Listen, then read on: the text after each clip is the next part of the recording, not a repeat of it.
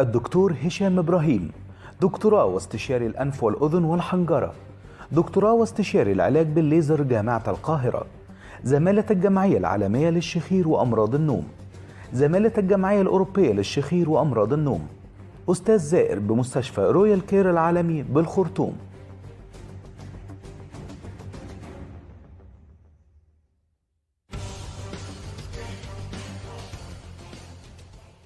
اهلا بكم. النهارده يوم مهم جدا وحلقه شديده الاهميه، وميزه الحلقه ديت انها حلقه انفراديه، يعني مفيش حوار في هذه المنطقه على مستوى يمكن كل العالم العربي، على مستوى كل الفضائيات العربيه، غير هنا في الناس الحلوه القاهره والناس.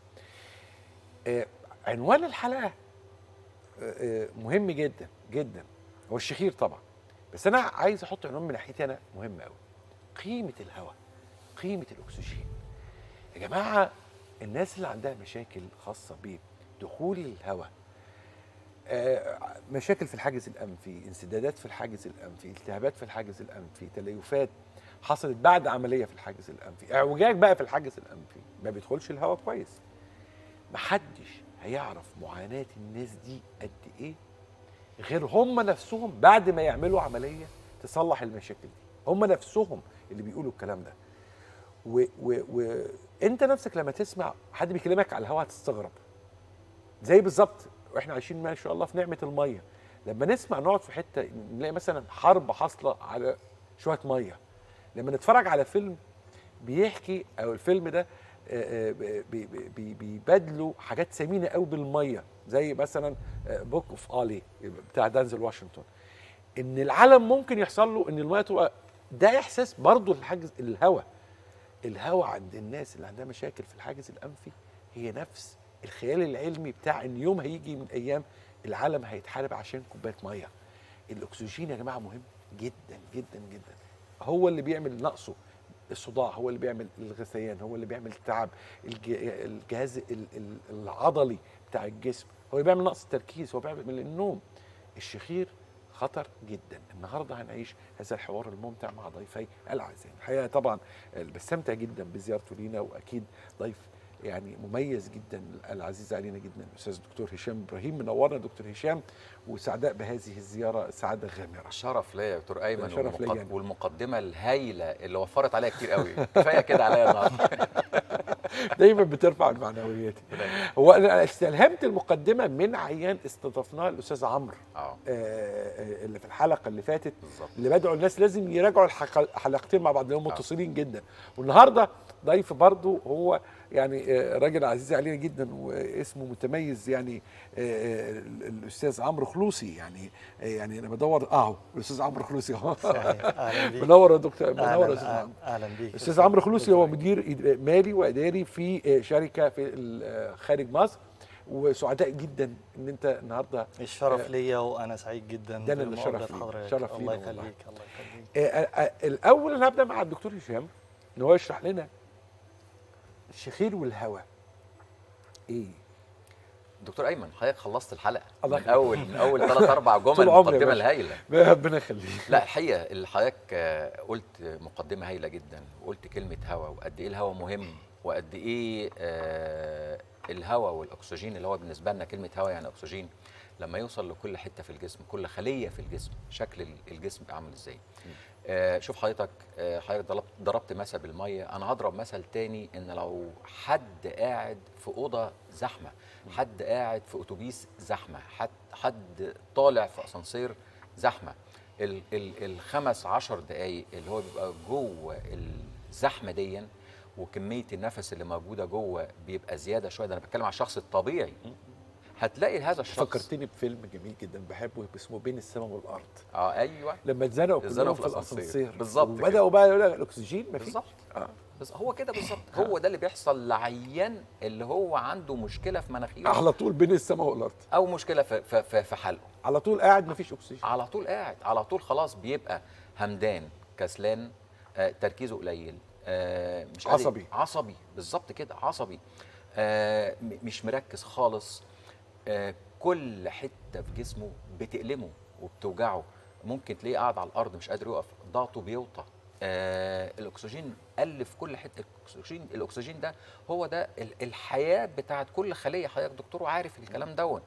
فالحقيقه مهما اتكلمت على اهميه دخول الهواء واهميه ان مجرى التنفس بتاعنا يبقى سالك باللغه الدارجه ما فيهوش مشاكل، هي دي الكي بتاعنا. والحقيقه التخصص بتاع تخصص الشخير دون احنا هو ده الفوكس بتاعنا.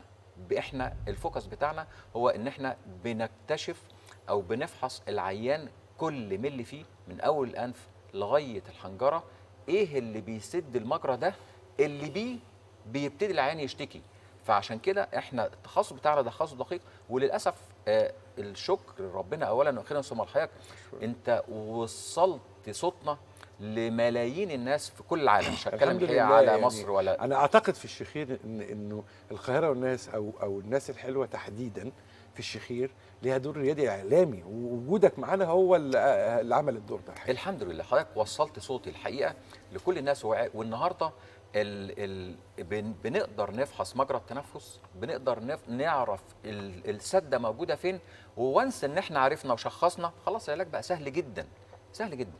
احكي لي بقى يا استاذ عمرو ايه اللي حصل؟ هو الحقيقة أنا كان بقالي يمكن 3-4 سنوات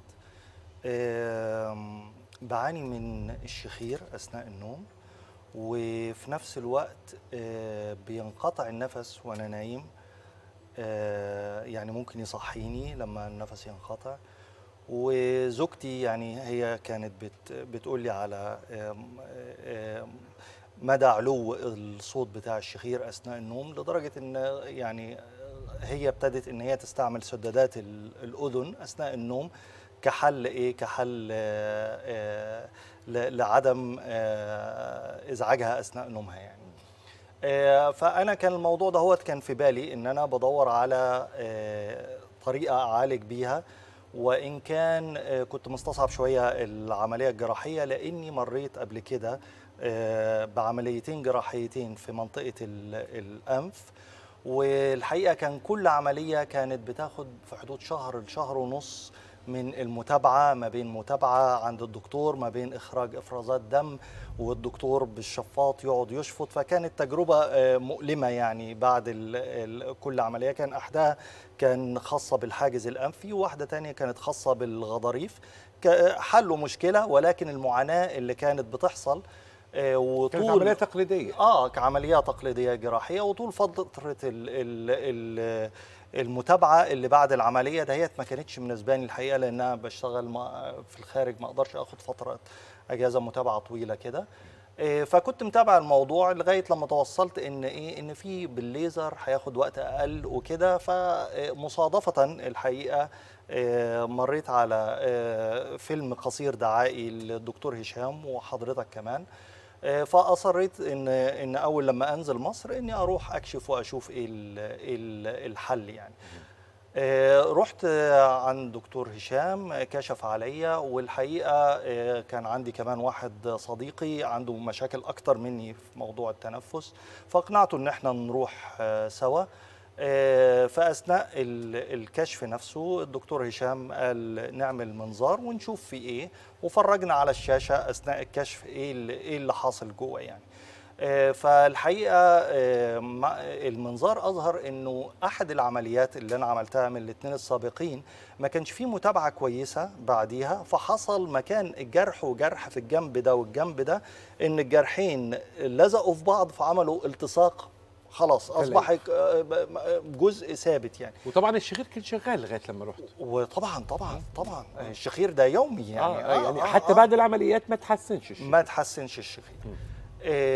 فلما شفنا او انا يعني شخصيا شفت موضوع الالتصاقات الداخليه والارتخاء اللي في سقف الحلق اللي مسبب الاساسي للشخير وكده. دي الالتصاقات ده صحيح، ده صحيح. دي اللي كان التصاقات الشكل اللي على المنظار خدناه من عند الدكتور هشام، هو ده الشكل اللي كان في نفس القعده. فالحقيقه يعني الموضوع اخذ 5 دقائق ان انا اقتنع انه لازم احل الموضوع ده.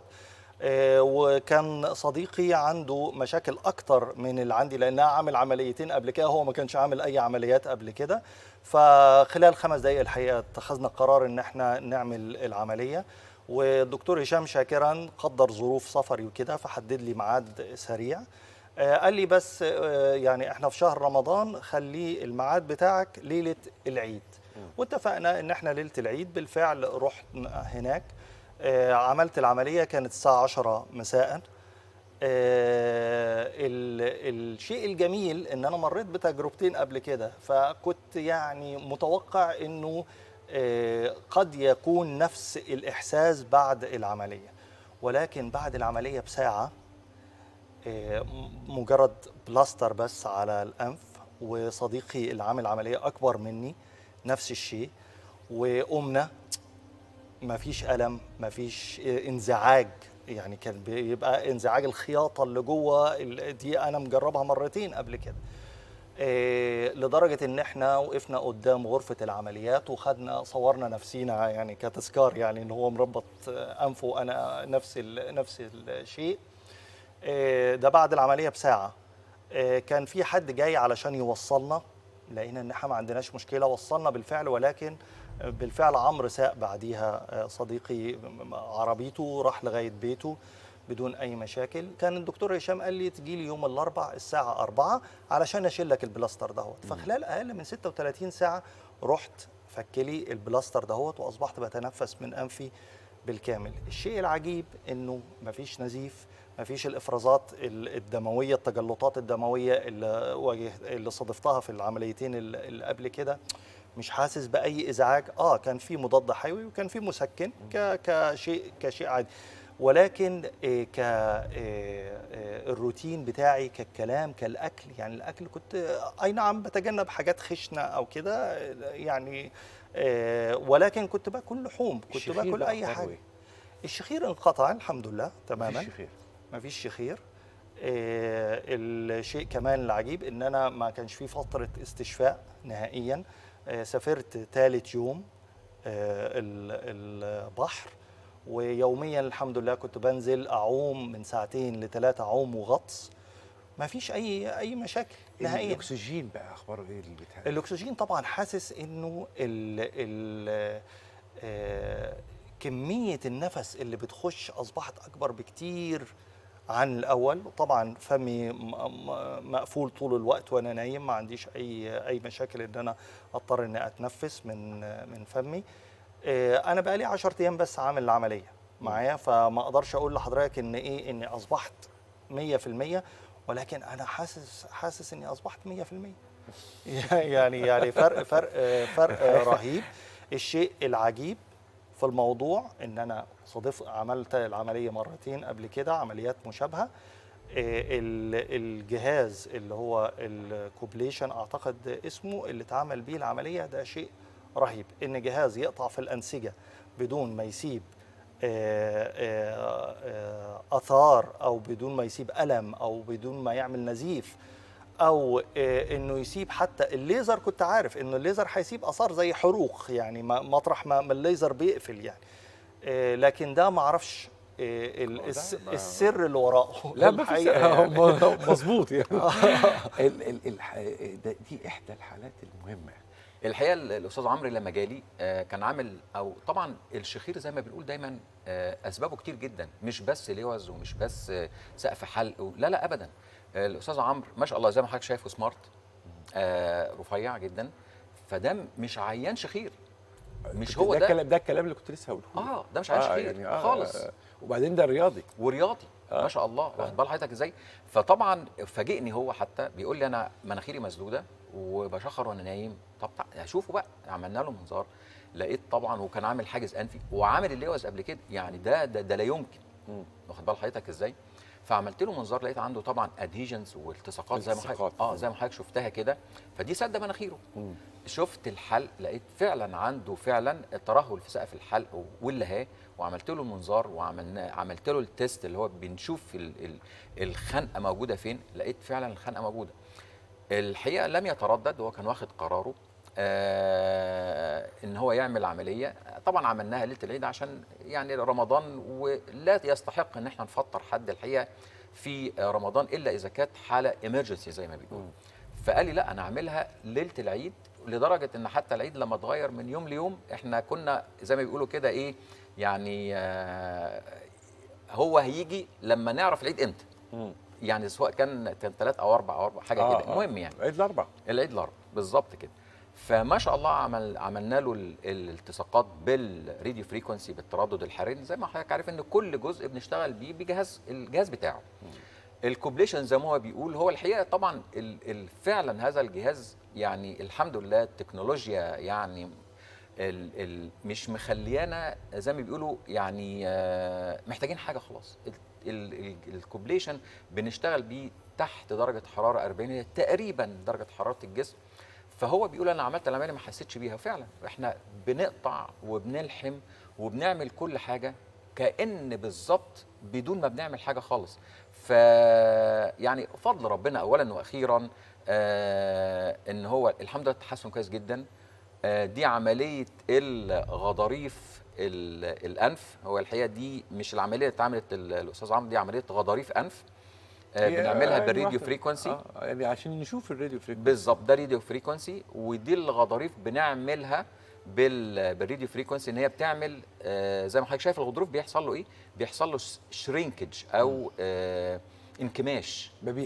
ما بينموش مره اخرى. الله على سؤالك يا دكتور ايمن. الغضروف اصلا الله على سؤالك يا دكتور ايمن. لا ده سؤال دكتور اقول ايه دكتور عقر بقى معلش يعني.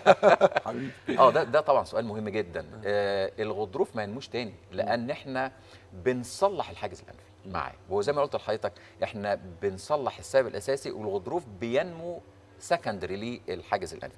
فاحنا اساسا عندنا بنصلح الحاجز الانفي، ولما الحاجز الانفي بيتصلح وبنعمل استئصال جزئي للغضروف كده ما ينموش تاني ابدا، لان خلاص الهواء اتظبط جوه الانف وعمره ما يرجع مره تاني. انت نورتنا النهارده وسعدتنا، نورتنا عمرو بيه. ميرسي جدا، سعداء جدا بالاستماع ليك. شرف لي. ونتمنى نلتقي كثيرا يعني ان شاء الله يعني. ان شاء الله. طبعا ضيفي الاعزائي الاستاذ الدكتور هشام ابراهيم والاستاذ عمرو الخلوصي كان في حوار استثنائي عن نقطة مهمة جدا، الشخير، عن الهواء، عن الحاجز الأنفي، عن مواضيع أعتقد أنها موجودة بس في الناس الحلوة. خليكم مع الناس الحلوة.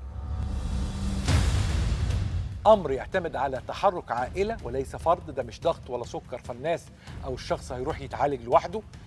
ده موضوع مرتبط بتوقيتات مهمة جدا جدا جدا. ده موضوع لو ما تعالجش توابعه هتكون في منتهى التأثير السلبي على حياة هذا الطفل عندما يصبح شابا ورجلا. خطة العلاج احنا بنبدأها من بدري، يعني دايما من أول 5 سنين نفكر فيها، نهتم بيها إلى حد ما عند سن 8 سنين، 10 سنين نهتم بيها اهتمام جاد جدا، عند 13 سنة اهتمام خطير وغير قابل للتأجيل.